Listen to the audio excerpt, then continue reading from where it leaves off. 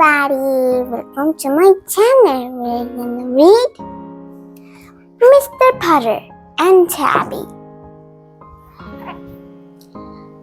Take the train. Let's read Chapter 1. An idea.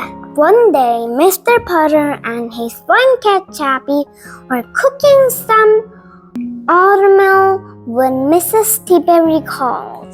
Mrs. Tabby was Mr. Putter's friend and neighbor. I have an idea, she told Mr. Putter. As she spoke, her good dog Zeke wagged at Tabby through the window. Tabby and Zeke were friends and neighbors too. Mr. Putter was not sure he wanted to hear Mrs. Tabby's idea. Sometimes her ideas were odd and involved running fast or wearing feathers or having purple toes. But Mr. Putter always had good manners, so he asked, "What is your idea, Mrs. Tabby?" Though he really didn't want to know. "I think we should take a train," said Mrs. Tabby. A train, thought Mr. Putter. Mr. Putter loved trains. 얘 엄마 아빠가 있네. 서로 닮았다. 어디야? When he was a boy, he rode them all the time. He loved the big windows and smooth seats and traveling backwards. But he didn't been on a train in years. Oh my goodness. Of course, he is very old. I haven't been on a train in years, he told Mrs. Tabby. Exactly, said Mrs. Tabby. Let's go tomorrow. We'll go north for 2 hours, then turn around and come back. Mr. Putter looked at Tabby, who was still waiting for her oatmeal. Can we bring Tabby and Zeke? Mr. Putter asked Mrs. Tabby. Of course, she said. You're sure pets are allowed? He asked. Certainly, and they can sit with us on the train? Mr. Putter asked. Of course they can, said Mrs. Tabby. You're sure? said Mr. Putter. I'm sure, said Mrs. Tabby. Positive? asked Mr. Putter. Positive, said Mrs. Tabby. Pets, she declared, can go on trains. Chapter 2. Another idea. I'm sorry, said the ticket woman the next day. Pets can't go on trains. What?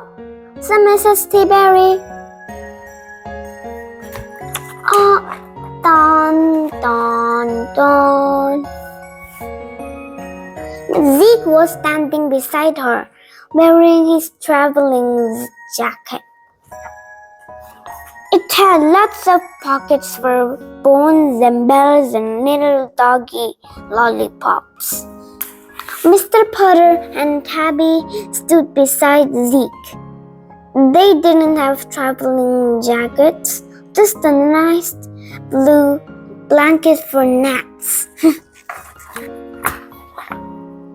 Mr. Putter looked at Mrs. Tabby. You said positive, he told her. Well, the last time I took a train, pets were allowed, said Mrs. Tabby. When was that? said Mr. Putter. 1938, said Mrs. Tabby. Mr. Putter had to smile. Let's just go home, he said. We'll have some tea. 들어갔다. We can't go home, said Mrs. T-Berry. I've brought cards and games and binoculars and banana crunches and Zeke's jacket is all filled up. Did you say banana crunches? Asked Mr. Putter. Mrs. T-Berry nodded. Like the kind we have on the 4th of July? Asked Mr. Putter. Mrs. T-Berry nodded again. Suddenly, Mr. Putter couldn't imagine anything nicer than being on a train with Tabby and Mrs. T-Berry and Zeke, eating banana crunches. It would be the best train ride of his life. We're not getting any younger, Mr. Putter told Mrs. T-Berry. I have another idea. Taking the train. Mr. Putter and Mrs. T-Berry went home. 1 hour later, they went back to the station and brought their tickets. Mr. Putter looked a little different this time. This time he had a very lumpy pack on his back.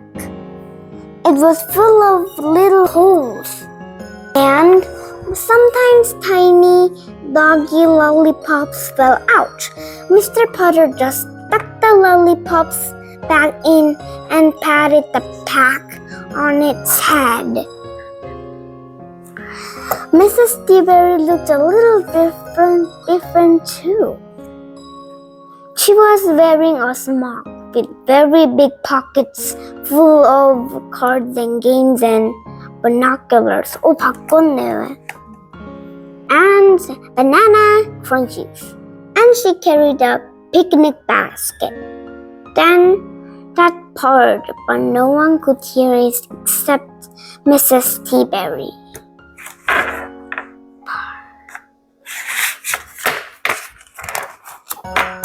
The two old friends got on the train and found seats by a window.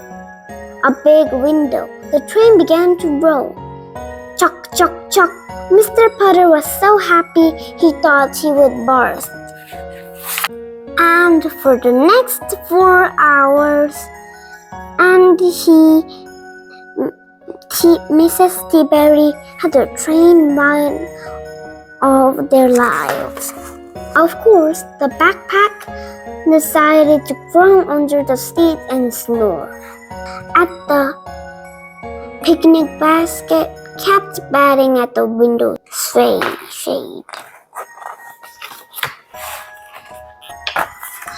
But Mr. Putter and Mrs. T-Berry just patted them fondly and fed them banana crunches the whole way. The end. Thank you for watching this video and bye.